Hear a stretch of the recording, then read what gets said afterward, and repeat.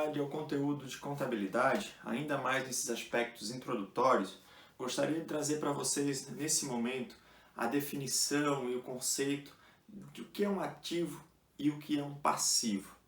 Isso é muito importante porque quando a gente monta o nosso balanço patrimonial, partindo do inventário, que vocês já sabem o que é, ou seja, a lista de bens, direitos e obrigações da minha empresa, do inventário para eu construir, então, o meu balanço patrimonial, eu preciso fazer a classificação e a alocação. Então, lembram que do lado esquerdo do meu balanço patrimonial eu coloco os meus ativos, que são, então, os meus bens mais os meus direitos, e do lado direito aqui eu coloco o meu passivo, que são as minhas obrigações. E o que resulta disso é o meu patrimônio líquido. Percebam que o balanço ele tem esse nome porque ele é uma estrutura balanceada. O total do meu ativo é igual ao total do meu passivo mais o meu PL. Então, em área, eles são equivalentes. Por quê, gente? A equação da contabilidade é justamente o ativo menos o passivo igual ao PL. Então, para que a minha estrutura, tudo que eu tenho de bens e direitos, ou eu tenho que pagar para terceiros, obrigações, ou é da empresa. Por isso que essa estrutura é equivalente, ou seja, por isso que tem o nome de balanço patrimonial. Mas quando eu vou preparar o que vai para o meu balanço patrimonial e o que vai para o meu passivo, no caso, para o meu ativo, para o meu passivo, eu posso ter na minha lista de coisas que eu fiz no inventário geral alguns itens que não fazem parte do meu ativo e do meu passivo. Por exemplo, você chegou para fazer um inventário geral na empresa e você encontrou lá no estacionamento 3 veículos. Ou você encontrou no escritório 5 notebooks. E você colocou lá no seu inventário geral 5 notebooks. Porém, quando você vai preparar o balanço patrimonial, você tem que ter a certeza que aquele notebook que você encontrou lá, ele vai entrar no meu balanço patrimonial. E para ele entrar no meu balanço patrimonial, ele precisa ser um ativo, ou seja, ser um bem ou um direito. E para ele entrar no meu outro lado, ele precisa ser um passivo, ou seja, uma obrigação. Mas como que eu sei se ele é um ativo ou se ele é um passivo? Tem 3 características para que um determinado bem possa ser classificado como um ativo. O primeiro deles, primeiro ponto, esse bem ou esse direito tem que ser de controle da empresa, ou seja, a palavra-chave controle. Ou seja, aquele notebook, vou utilizar como exemplo, ele é da empresa, ou seja, está sob controle da empresa, ou ele é, por exemplo, de um funcionário que deixou lá em cima da mesa.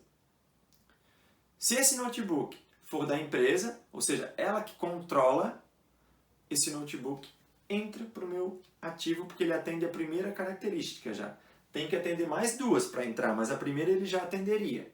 Agora, se esse notebook não atendeu já a primeira, ou seja, ele não é de controle da empresa, ele é da pessoa física, funcionário, ele não é um ativo. Ele está lá no meu inventário, mas ele não vai compor o meu balanço patrimonial. Isso é muito comum, por exemplo, vamos pensar na parte de veículos. A empresa alugou um carro por um dia. Esse veículo é da empresa ou não é da empresa? Ou seja, está sob controle da empresa ou não está? O que define controle é o risco que a empresa assumiu em relação a esse bem. Então vamos pensar na seguinte situação do aluguel. Se a empresa perder o veículo, seja num acidente ou num furto, quem assume a responsabilidade? Se for a empresa, ela tem o controle do bem. Se não for a empresa, é a locadora que tem o controle do bem. Então não entra no meu patrimônio. Então vamos imaginar que, no caso das companhias aéreas, isso é muito comum. Os aviões das companhias aéreas não são comprados pelas companhias aéreas. Eles são alugados. Todos os aviões são alugados. Então a Gol, a TAM, no caso Latam agora, a Azul, elas alugam os aviões com um contrato de aluguel aí de 20, 30 anos. Só que nesse contrato de aluguel tem cláusulas que dizem que a responsabilidade pelo avião, pela manutenção, pela segurança do transporte, por tudo, é da companhia aérea. Ou seja, ela tem o controle. Se o avião cair, a responsabilidade é da companhia aérea, a menos, claro, que seja um defeito de fabricação. Então, como ela assume todo o risco e também toda a receita gerada pelo avião é da companhia aérea, esse controle é da empresa. E se é da empresa, ele entra para o meu ativo. Agora, se não é da minha empresa, se ela não tem o controle, aí não entra para o meu ativo. Há um tempo atrás, na contabilidade, não se usava a palavra controle, se usava a palavra propriedade. Ou seja, o ativo é de propriedade da empresa. Só que existe uma diferença, que propriedade exige um contrato, exige um termo jurídico, um documento, para dizer que esse veículo é meu ou que esse avião é meu. Só que se eu não comprei, eu aluguei, mas no meu contrato de aluguel eu tenho lá que eu sou responsável por tudo o que acontecer com o veículo e toda a receita também é minha desse veículo, eu não tenho a propriedade dele. A propriedade está no nome da locadora, mas eu tenho todo o controle. Então, isso é a primeira característica para ser um ativo. A segunda característica, benefícios futuros. Benefícios futuros. Ou seja, aquele bem ou aquela obrigação, aquele direito que está no meu ativo, ele precisa obrigatoriamente gerar benefícios futuros. Se ele não gerar benefício futuro, ele não é classificado como um ativo. Então vamos pegar como exemplo, vou citar dois, mas o primeiro exemplo, você que tem na sua empresa ainda uma caixa cheia de disquetes. Não sei nem se vocês sabem o que é um disquete, mas eu ainda sei o que é um disquete 3x4, que hoje a gente já utiliza pendrive, utiliza armazenamento em nuvem. Esse disquete, apesar de estar lá na minha empresa, será que esse disquete ainda vai gerar um benefício futuro para a minha empresa? Se ele não vai gerar nada, ou seja, se eu não conseguir vender, se eu não conseguir utilizar, ele não vai gerar benefício futuro. Então esse benefício futuro ele precisa ser ou por uso, ou seja, eu ainda posso usar esse bem, ou eu posso vender esse bem. Se eu não puder fazer nada com ele, esquece. Ele não vai ser classificado como um ativo. Então o ar-condicionado daqueles de janela defeituoso que está lá na minha empresa não vale mais nada. Não pode nem ser usado mais e eu também não consigo vender. Não vai gerar benefício futuro. As sucatas de avião que estão parados nos aeroportos, por exemplo, que não mais podem voar e também não podem ser vendidas, o que eu vou fazer com isso? Não é um ativo para a minha empresa, porque não vai gerar nenhum tipo de benefício futuro para a minha empresa. Se não vai gerar nenhum tipo mais de benefício, não posso classificar como um ativo. E o terceiro, eu preciso conseguir mensurar confiavelmente, ou seja, eu preciso conseguir atribuir um valor àquele bem. Então, se eu tenho algo lá na minha empresa que está lá, existe, é meu, mas eu não consigo dizer quanto que aquele bem custou ou quanto que vale, ele também não pode ser classificado como um ativo. Então, imagine, é uma situação que está acontecendo agora, lá no sertão do Nordeste, onde aconteceu aquela chuva de meteoros. Tem meteoritos, né, sendo vendido lá por R$200 mil, R$100 mil. Um meteorito de 40 quilos foi vendido por, se não me engano, R$200 mil.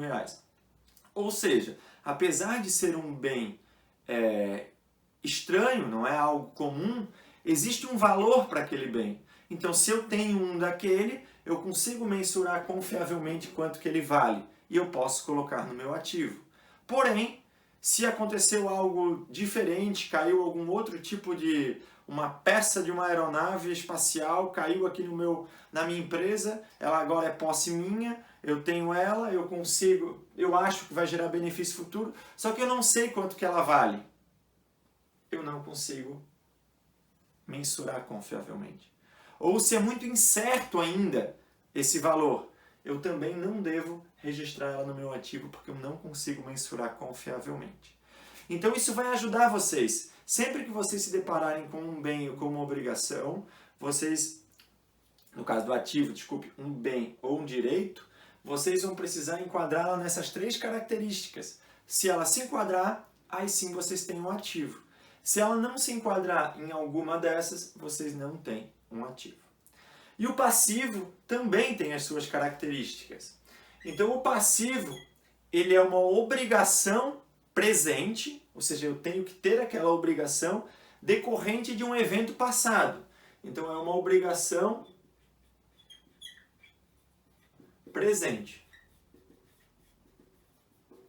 Ou seja, aquela obrigação é atual, eu ainda tenho aquela obrigação e ela é decorrente de um evento que já aconteceu, ou seja, a dívida já foi contraída no passado. Eu não posso ter um ativo de algo de um passivo, desculpe, de uma obrigação que eu acho que vai acontecer no futuro.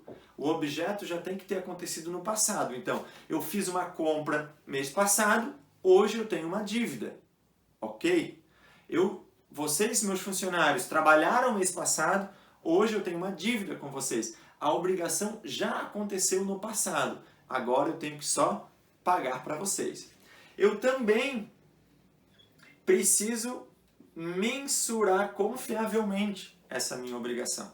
Se eu não consigo atribuir um valor para ela, isso ainda não é um passivo. Apesar de ser uma obrigação que talvez já aconteceu do passado, eu ainda não consigo atribuir o valor. Então imagine o seguinte, quando estourou aquela barragem lá em Mariana. No dia seguinte, eu já tinha uma obrigação no meu passivo. Por quê? É uma obrigação presente de um evento que já aconteceu. Só que será que é possível, naquele momento tão curto, já ter uma precisão de quanto que seria esse montante? Ainda não. Então, por hora, ainda não era colocado no passivo. Ele foi colocado para o passivo quando eu pude precisamente definir qual que era o montante que eu iria desembolsar.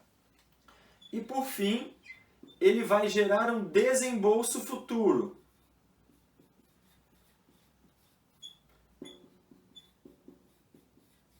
Ou seja, o ativo tem que gerar um benefício futuro e o passivo tem que gerar um desembolso futuro, ou seja, uma entrega de recurso no futuro. Se é algo que eu não preciso pagar no futuro, ele não é um passivo. Então, o passivo ele vai exigir da nossa empresa esse sacrifício lá no futuro de alguma coisa. Esse desembolso não precisa necessariamente ser dinheiro. Eu posso entregar um outro ativo no lugar, eu posso entregar alguma outra coisa no lugar, prestar um serviço no lugar, mas vai exigir da minha empresa no futuro um sacrifício em troca de quitar aquela obrigação. Então, em linhas gerais, gente, quando eu tenho um inventário, eu tenho uma lista de coisas, para eu poder dizer o que é um ativo, ele precisa atender a esses requisitos, e para poder dizer que ele é um passivo, ele precisa atender a esses requisitos. Com isso, vocês vão ter a lista de ativos e o valor total do seu ativo, vocês vão ter a lista dos passivos e o valor total, e por consequência, vocês terão então o seu patrimônio líquido. Qual que é a posição da sua empresa. Perfeito? Então, isso daqui é uma forma rápida de vocês poderem tomar a decisão se aquele item se enquadra ou não se enquadra num ativo e num passivo.